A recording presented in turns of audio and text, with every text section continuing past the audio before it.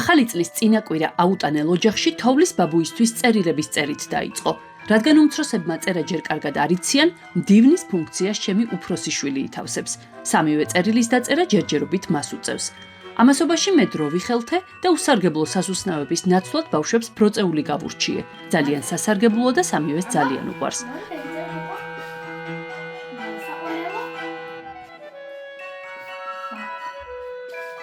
თან წერენ, თან თათბირობენ. რას თხოვონ თოვლის ბაბუას? მე მინდა პინგვინი ფუმფულა. მინდა ფუმფულა პინგვინა. მოიცადე ჯერ სამჯერელი და ახლა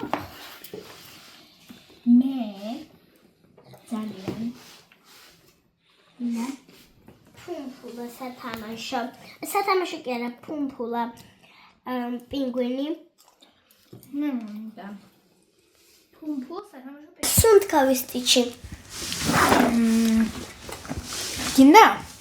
უკეთეს შეგეძია მოიფიქრო რომ სუნთქავ ჩემს სტიჩი არ გინდა. ისედაც არ ჭირდება. ხო, აბა მხარი ხარ სუნთქავში. ადრე მე დავაბარე, ვერაფერი ვერ მოვიფიქრე, ორი სათამაშო არ მინდოდა და ამიტომ მხარი თოვლის ბაბუასთან კომუნიკაციაში ყველაზე დიდი გამოცდილების მქონე ანა პატარებს ამ გამოცდილებას უზიარებს. კაცუნა ეხატა და ფერები იყო შერეული. სუნთქავის სტიჩი მინდა. აი. ვარდისფერი? სამივე წერილი ანუ საჩუქრების სამი სია მზადაა, თუმცა ყველაფერი ამითაც არ მთავრდება. თეკლამ წერილები ჯერ ლამაზად უნდა მოხატოს, ამის შემდეგ გზავნილებს ნაძვის ხის ქვეშ დავაწყობთ. ამ საახალწლო რიტუალში ტრადიციულად ჩემი სამივე შვილი მონაწილეობს. ესეც წერილები.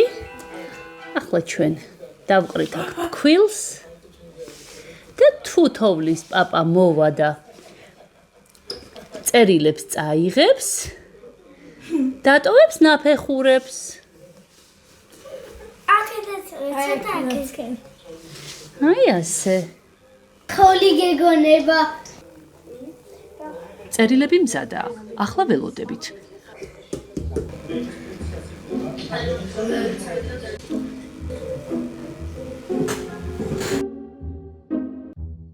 შვაღამისას ფქვილზე აი ასეთი ნაფეხურები გაჩნდა, რომლებიც ყველაზე ადრე ჯერ კიდევ ნახევრად მძინარე თეკლამ აღმოაჩინა.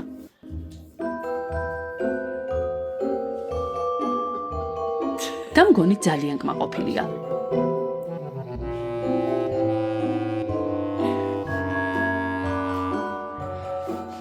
იმდენად რომ ნაფეხურებსა და ნაძვის ხეს აღარ სცილდება. თეკლა, წაუღია შენი წერილი? გოგო.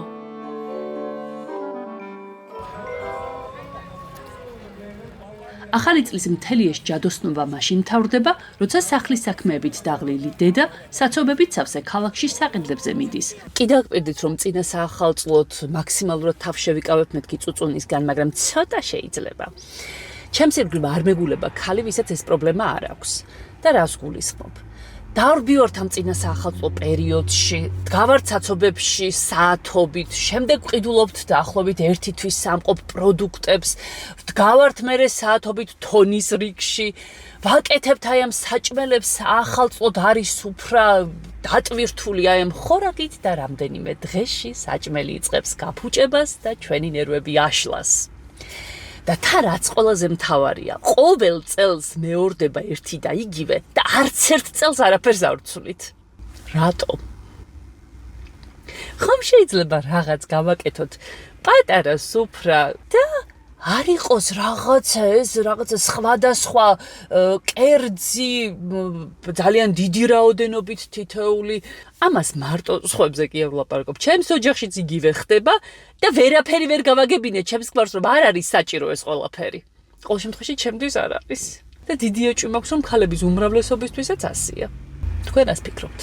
მაგრამ როგორც მოგეხსენებათ, ქართველ დიასახლისებს წლის ამ დროს მაინც არ გვასვენებს გამჩენი. სწორედ ამიტომ მე და ჩემმა აუტანელმა ოჯახმა გადავწყვიტეთ გამოვაცხოთ ჯინჯერის ორცხობილები. ნუ ახლა ვისაც ჩემი კულინარული შესაძლებლობები მოეხსენება, მიხვდებით ალბათ რაში ვყოფ თავს, თუმცა მცდელობას არ დავაკრებ და ნახოთ რა გამოვა. ამ ფრიად საპასუხისმგებლო საქმეში დამეხმარებიან პატივცემული სანდრო, მოგზაურობ სანდრო, ქალბატონი თეკლა და ანა. აბა ბავშვებო, ვახსენოთ ღმერთი და შევესიოთ სამზარეულოს. ჩვენი ინგრედიენტები აი ესეთნაირად გამოიყურება. ეს ყველაფერი ასე იმიტომ მოვაწყე, რომ სამი ბავშვი რომ შეესება აქაურობას, ხო წარმოგიდგენიეთ რა ბუღი დადგებოდა, თორე როგორღაც ახლა ამ რაღაცეებში ჩაყრის გარეშეც ჩავყრიდი ინგრედიენტებს აქ. მოდი შევთანხმდით ბავშვებო, კვერცხს მე ჩავასხამ, თქვენ ფქვილი, შაქარი, თაფლი და დანარჩენი რაღაცეები, კაი? დიდი იმედი არ მაქვს, რომ ამ ათხელში აქ მესამე მსოფლიო ომი არ დატრიალდებოდა. დარწმუნებული ვარ, მე თუ არ ჩავერევი, აქ პეპი გრძელი წინა მონაგონი იქნება, იმისთანა ამბავი დატრიალდება. მთელი სამზარეულო კვერცხით დაისრება. ინგრედიენტების შერევის ეტაპი მეტნაკლები წარმატებით დავძლიეთ და გაზქურასთან გადავინაცვლეთ. როგორც ხედავთ, აქაც დიდი კონკურენციაა. არ მითხრათ რა ინგრედიენტები შეურიეთ და ჩავყარეთ აქ, მაგრამ აი ამ ზომამდე მივიყვანეთ ჯერჯერობით. ჩაურია და ჩაჭრილება. ისი. ვიცი ცოტა. აი ესე. ხო მე მაგაშვები დედაკო. ძალიან სერიოზულ შარში ვარ. რა მინდოდა რატო ავტყდი სამგლეგოჭივით რატო? ამას მე ვიხავი. მანჩემი. ანა მიგეწובה ამოურიე. აზერბაიჯანი ომის გაკეთებაზე პირველად უკეთ. მართლა? აი აქ რა დაგემართა. ეს სანდრო მასე ჩამომპორჭყნო. აქ მე ქონდა, მაგრამ თქვენი ორთაბრძოლის შედეგები დავთვალოთ, აბა. იმას სახეზე აქვს ერთი იარა, შენ მეორე ყოჩახ. და მე ზურგზე. საბოლოო ჯამში რა მივიღეთ? აი ეს მივიღეთ. მე მგონი უკვე უნდა გამოვრთოთ.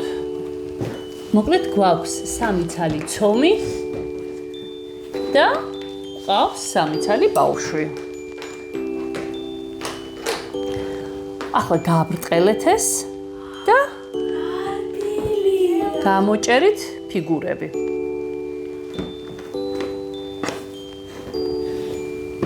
ჯერ გააბრტყელეთ და მერე ვნახოთ რა გამოვა.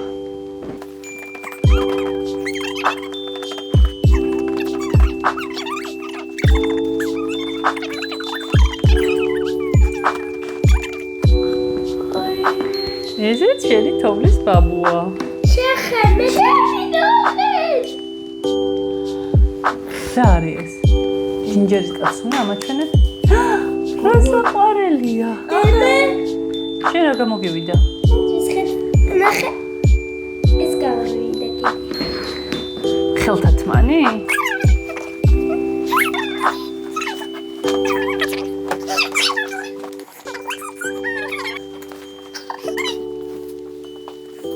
დადე. ხო, მომეცი დავდებ. სამაზებია. ესეც მინანქარი. რომლითაც მოვრთავთ? ამათ.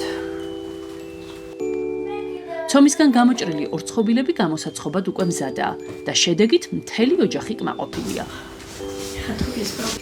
როგორც იქნა გადავედით საბოლოო და ყველაზე რთულ ეტაპზე. ეს უკვე გამომცხვარი ორცხობილების მინანქრით გაფორმებაა. სანდრო, რა ლამაზებია ყოჩახ. ხაი პუშეცობა. სორთული.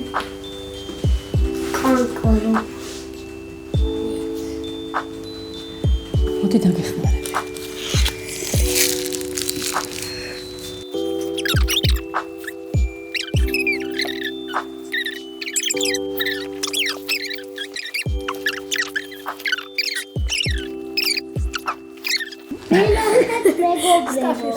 მეგობრებო, ნახეთ. ნახოთ მეგობრებო. ეს რა არის მეგობარო?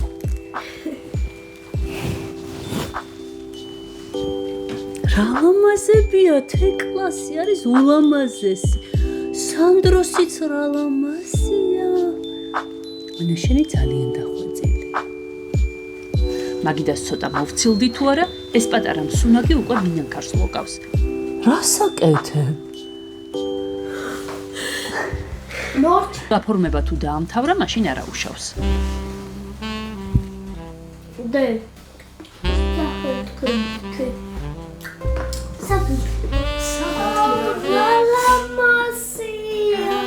აი თეკლაკი ისეთი გატაცებით აფორმებს ორცხობილებს, ჭამა სულ არ ახსოვს. არ მეგონა რომ ეს პროცესი ასე მოეწონებოდა. როგორც იქნა დეგუსტაციის დროც მოვიდა. პირველი აქაც სანდრო აგემოვნებს. მოგეწონა? რა ლამაზია და?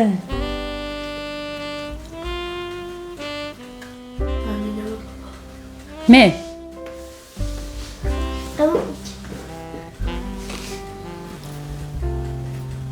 კაია ძალიან გემრიელია. თუ რაიცენი იყოს სახლი უფრო კაია. Good. Perfect.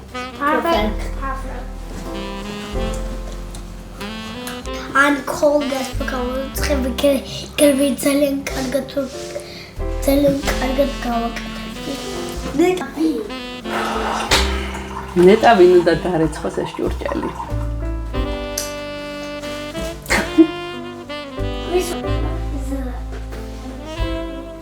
მოკლედ ცოტა აქაურობას მივალაგებ, ჭურჭელს გავრეცხავ და ერთ საინტერესო ამბავს მოგიყვებით.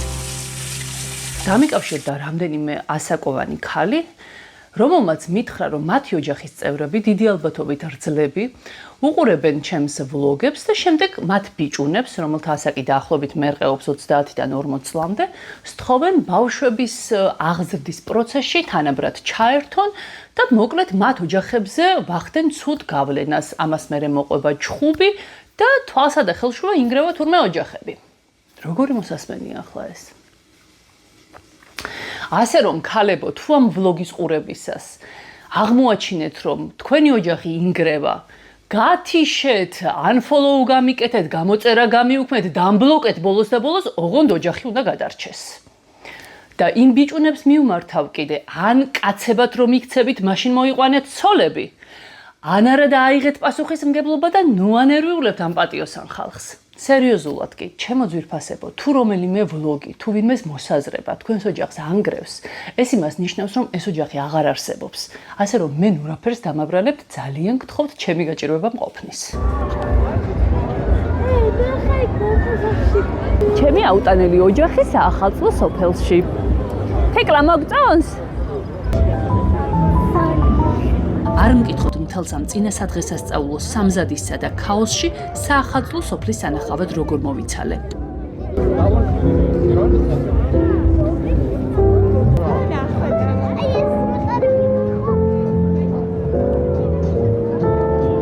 უნდა ვაღიაროთ, ცოტა არ იყოს მეზარებოდა ამდენ ხალხსა და ამ სიცივეში ქუჩაში სიარული. თან დიდად სულ არ მეზეიმება, როცა ამ ქვეყანაში ამდენი სინდისის პატიმარი გვყავს და აქვე რამდენიმე მეტრში საპროტესტო აქცია მიმდინარეობს, მაგრამ ბავშვებს ხათრი მაინც ვერ გავუტეხე. ახალი წელი ხომ ყველაზე მეტად ბავშვების დღესასწაულია. ნუ ამ სამი სახეებს რომ ვუყურებ, ამ სიცივეში გამოსვლა ნამდვილად ღირდა.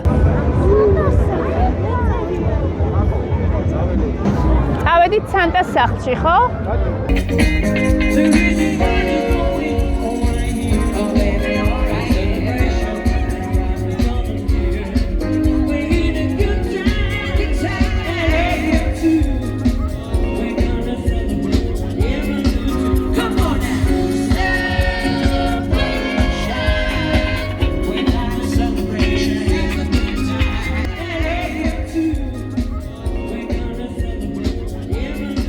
მოკლედ დავესწარით კონცერტს ღია ცის ქვეშ, სადაც ბავშვებმა ბევრი იცეკვეს და იმხიარულეს.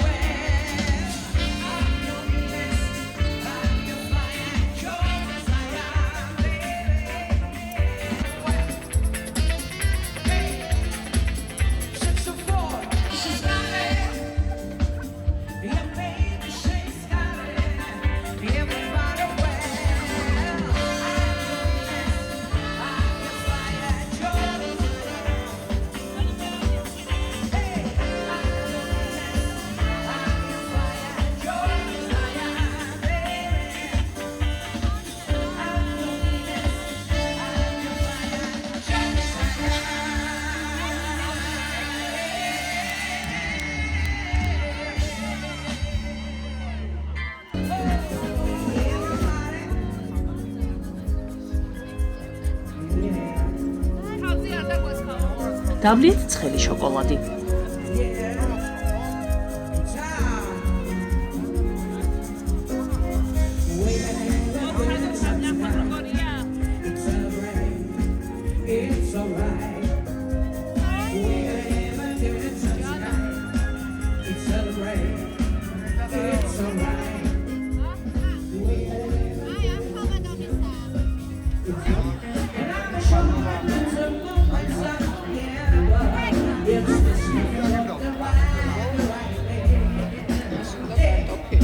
გავსინჯეთ ქუჩის ძალიან არაჯანსაღი და ძალიან გემრიელი საკვები. 1000-ში ერთხელ ესეც შეიძლება.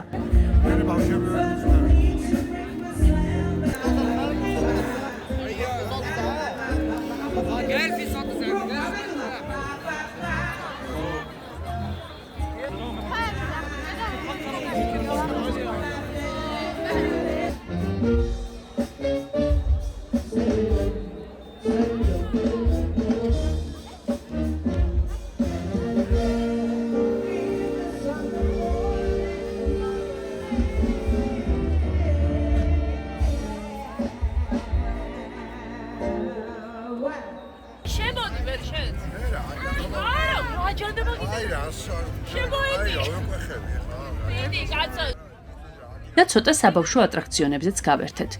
თან მთელი ჩემი აუტანელი ოჯახი, სრული შემადგენლობით.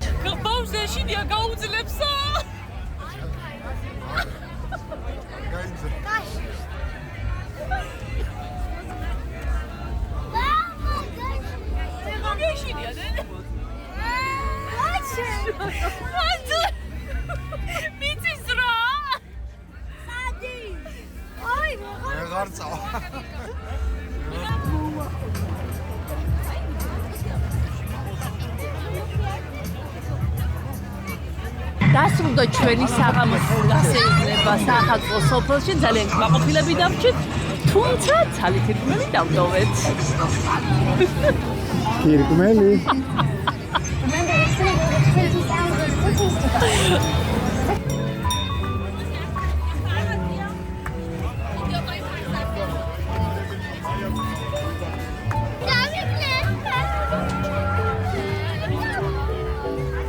თელი ამ ქაოსისა და ხმაურის მიუხედავად, რომელიც წლის ამ დროს ყველას, განსაკუთრებით კი ქალებს გვხლის, ვაღიაროთ, რომ ახალი წელი მაინც ყველაზე ჯადოსნური და იმედიანი დროა.